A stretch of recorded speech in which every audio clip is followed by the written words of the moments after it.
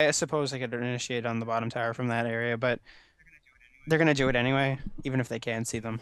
I don't. There's really nothing they can do to stop them at this point with the Swiftblade so far. And as you see, Magma's jumping in and porting in and on top of this Hellborn team, as the rest of the ultimates are coming out on top of them. We see Valkyrie ultimate coming out. They can't see them. The spin's coming out. The Swift Slash is coming out, but the Geosbane taking some of that damage, but it does not matter whatsoever. Those heroes are so squishy. Even that Soul Stealer is squishy in comparison. And with the Bound Eye, he's able to see him, so he's gonna die too. And hat trick for Soul or for Swiftblade, and that really just shows the power of this Hellborn team. They can't stop him. Like they just threw everything they had at him, and to no avail. As I see the Vacancy coming out from Empire. Yeah, but it hasn't passed, so I'm wary.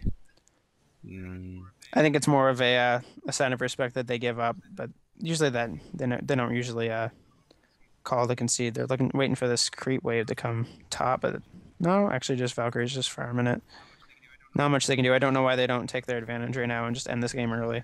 It's clear that the Empire is suffering. Whew. Another double kill coming out for finishing off the genocide. Good stuff. But the Swiftblade, as I said, Bound Eye is going to be used exclusively for that Soul Stealer, and this is just one of the bigger problems I have with going for those Assassin's Shrouds. Is just so easily counterable. Wards, eyes, other various items that will stop you from even just using it. That's why I much prefer going for things like the Shrunken Head Portal Key combo, because it's not. I'm not gonna say. Wow, did they really just suicide their Swiftblade? It does not matter at this point at all. You try to get that kill on Hellbringer, it wouldn't have mattered. They're just having fun with this at this point. This game is over.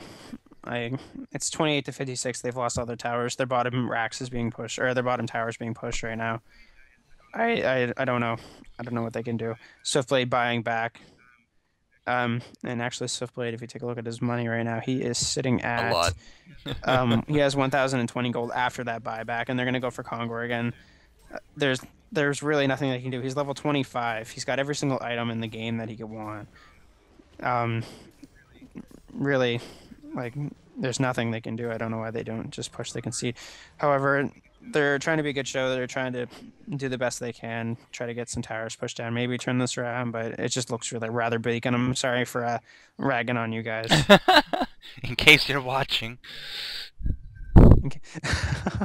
Hey, you never know. They might watch all the replays. That'd be cool. I wouldn't mind. Yeah. But yeah. Game replays. Yeah, well, Empire's on game replays a good amount anyways, but it does look like Soul Stealer pushing his luck for this tower. Well, he got his wish. He got the tower. And, well, then he pushed his luck. Swiftblade picking it up. I'm sitting here at 40 minutes 10 seconds. 57-28 is now the score. Swiftblade did not go for that token of life. I do believe it was Slither. No. Where did that token of life go? They left it there. No, they left it there for Valkyrie. Valkyrie is now the proud owner of a token of life to go with that Savage Mace. She actually had that a little bit ago, but just wasn't really not worthy of comment. Yep. Anyways, I'm still going to rag on this Soul Stealer just a little bit because I really can't agree to this Assassin's Shroud, and it's just not doing him any favors at this point.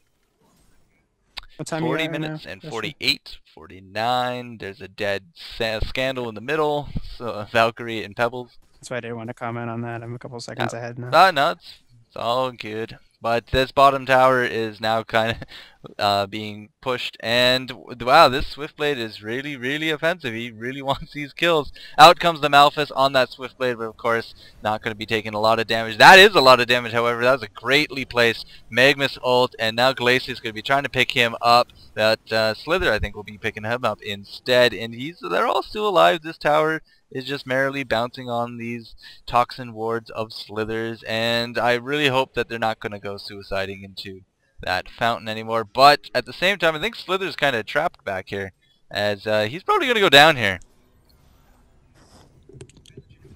I legitimately hope they do suicide into the fountain. That'd be so fun to watch.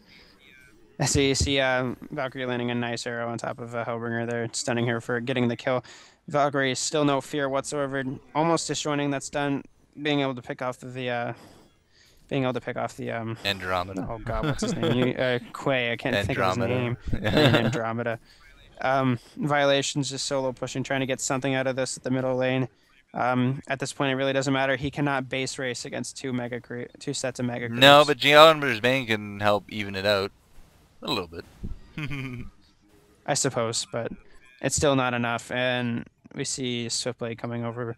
He still has that bound eye. He might be able to catch him. No, he's going to port back in. One tower going down, denied by Magnus. It's just a matter of time. As you see the Wretched Hag ult coming out on top of this, Valkyrie pops her own ult. Invisible. They're able to see her though. She's probably going to go swiftly down. Trying to do her best against that Wretched Hag, taking her low, but not going to matter. 3v1, only so much you can do. Indeed. But I mean, at this time, they're almost doubling Empire for kills. I mean, it is sitting at a 61-32 split, and I mean, the experience hasn't hit the 30,000 range yet, but it's getting up there. I mean, we already have the 25 Swiftblade, who really can't contribute to that anymore. When your Glacius is a higher level than your Magnus, something's wrong. Or something's right. Depends on, Well, depends on your perspective. yes, I agree, I guess.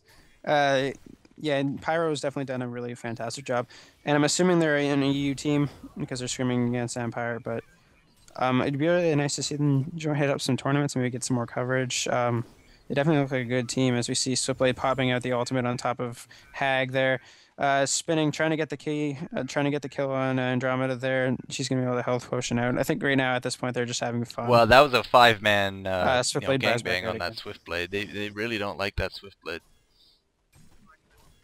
Well, I can understand that. He's destroying their team. And he doesn't even need the token of life. He just keeps buying back because he has so much He has money. nothing else to buy. Yeah. Right now he's... Exactly. And right now he's sitting at 2,800 gold. Doesn't even matter.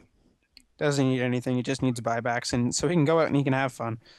You see the entire team kind of just heading back to defend against this bottom lane, trying to get some sort of farm on. Is that a Thunderclaw? That's a Thunderclaw on Soul Stealer. That's the first time I've ever seen a Thunderclaw on Soul Stealer on top of a Geo's Bane and an Assassin Trap. I'm not saying I go against it, but it's kind of interesting. Is it? Okay. It's a little interesting. Thunderclaw for a Soul Steer, I mean, he doesn't have super mega fast attack speed at this point, so, I mean, you're not going to get too many procs off that, and that's a lot of gold to sink into an item that is going to go off your auto attacks, so, I don't know about that. Well, if you manage to finish the charge hammer, you would have a lot of attack speed because the warp clef is included in the recipe, right? So, if he was able to finish it, it'd be a really good item in this case with the Geo's Bane on top of that too, and I think that the Geo's Bane can proc lightning bolts too. I think that's actually changed so that they don't propagate anymore. That's too bad, but it's still a good item. It gives lots of DPS. It gives that charge buff as we see Magnus ult coming out on top, dropping most of these heroes really low actually. Wretched Hag with a nice ultimate, dropping Magnus, or not dropping Magnus, dropping Pebbles. And that Glacius and still they're down low. And oh, the stun coming up, stopping those homecoming stones as they turn this around rather swiftly. But their base towers finally drop, and now they have nothing but left but this world tree. Hellborn, I think at this point they just don't care. I think they want this game to end, so they're just kind of throwing themselves at the tower, which is alright by me, I suppose. Swiftblade just continuing his ridiculous farm with. He still has 21,000 gold after that buyback. 2100. It's really late here. It's almost 1 in the morning actually. Riveting. Anyway, riveting. Yes, it's rather exciting if you ask me. Indeed. So with all that being said,